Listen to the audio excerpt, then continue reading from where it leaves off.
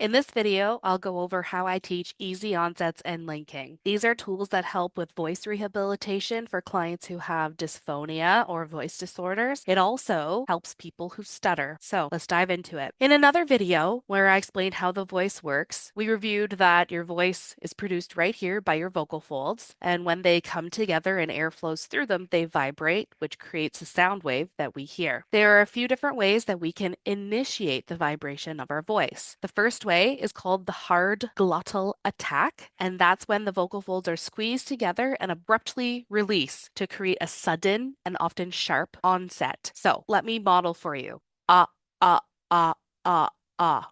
Some dialects have glottal stops that they use in place of the T sound. So, for example, mountain, button. So I'm not saying button, I'm saying button.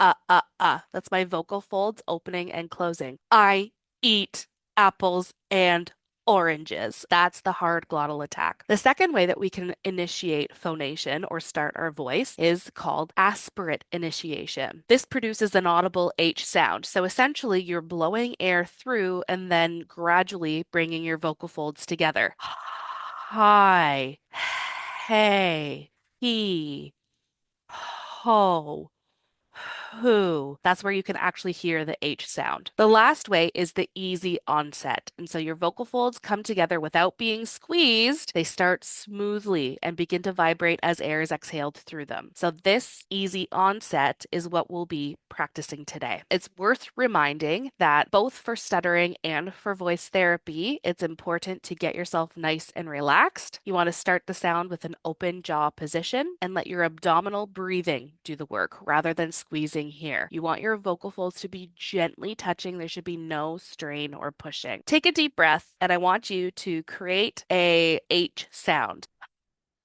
Now you're going to add an ah sound. Ah. But we don't want to be able to hear the H. That's why it's represented by a superscript. So let's do a silent H to just barely get the air flowing. And then you're going to gently, gently start your ah. Ah. Ah. Ah. Now we'll repeat this with different vowels. A, O, ah, ooh. My preferred way to teach it though is sometimes when you start with that silent H technique, people have a really hard time turning the H down so that you can't hear it. And often you end up being able to hear the H. So my preferred way that I tend to start with first is to use the minimum volume technique. And so basically I cue my clients, I want you to try to make the quietest sound you can. That's not a whisper, but the quietest normal voice sound you can. And then you're going to turn the volume of your voice up by pushing more air through, not by squeezing here.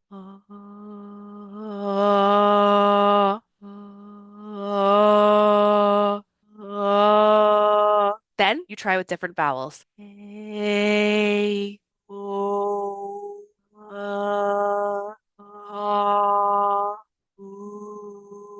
Once you feel comfortable with just the vowels, then you can start using easy onsets and tacking on consonants to complete words. Eat, ash, am, air, arrow, is, all, ed, arbor, as, ear, ought, eyes, art, out, ate, ever, also. So first, I like to just introduce clients to that and send them home with this vowel sheet, which has words that contain all the different vowels, the long vowels and the short ones at the beginning. So this is really good structured practice for clients to get used to initiating an easy onset with different vowels. Ape, aim, ache, aid, hail. And if you're the clinician and you're monitoring and you're listening for, is this client doing it correctly? I will model what we don't want it to sound like. Ape, aim, ache, aid, ale. That is the hard glottal attack. So we get rid of it with easy onsets. Ape, aim, ache, aid, Ale. After you have mastered easy onsets, that's a great way to get your sentences started when your sentence begins with a vowel. But there are many opportunities for glottal attacks to occur throughout the rest of the sentence. So, how do we get rid of those? We do it through a method called linking. So, the easiest way to practice linking is if you are reading, you see that there's a space in between these two words that both begin with a vowel. So, people are tempted to use a hard glottal attack on the second word in order to differentiate or basically help identify the word boundaries. The really cool thing is that we don't need the hard glottal attacks to easily differentiate word boundaries because the way language acquisition works is we learn through statistics where word boundaries are. We know that the ing sound in English cannot come at the beginning of words. So anytime we hear the ing sound, we know that's either in the middle or the end of word, like singing. So we don't have to say an orange. Instead, let's imagine that we are getting rid of this space and we are squishing the words together. And in fact, you can even imagine that the final consonant on the preceding word is actually the first sound on the following word. So it's not an orange. Let's start with our easy onsets. An orange.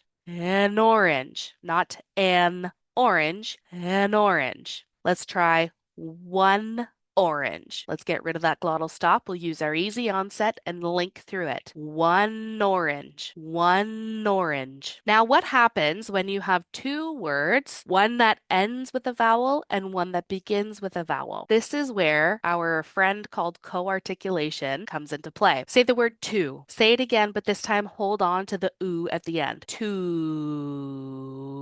See how your lips are round? Ooh. Your lips are in the beginning position of the sound that W makes. So when you go from two and then open up to the O in oranges, you're going to hear a little W sound. Two oranges. Two oranges. See? Two oranges. That's called co-articulation because your lips are already in place. Two. And then by virtue of changing to a different vowel, the W is automatically inserted. Two oranges. Two oranges. Similarly, say the word three. Three. When you go from the E vowel to an O, you're going to hear an automatic Y sound because you're gliding between the two vowels. So it's not three oranges, it's three oranges. Three oranges. Okay, so this is where we put it together. We'll start with our easy onset and we're going to link all the way through. So this is what I don't want to hear. Honesty is always the best policy. Now I'll change it. I'll use easy onsets and linking. Honesty is always the best policy. Honesty is always the best policy. It's not I will always think about you. Let's do easy onsets and linking. I will always think about you. I will always think about you. I will always think about you. It's not everyone is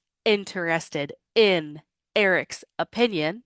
Everyone is interested in Eric's opinion. Everyone is interested in Eric's opinion. It's not Anne is older than any of you. Anne is older than any of you. Anne is older than any of you. Importantly, a lot of my voice therapy work is from what I learned through this resource, the voice book, Caring for, Protecting, and Improving Your Voice by Devore and Cookman, 2009. I highly recommend this resource for more information and good luck. And I hope these tools work out well for you.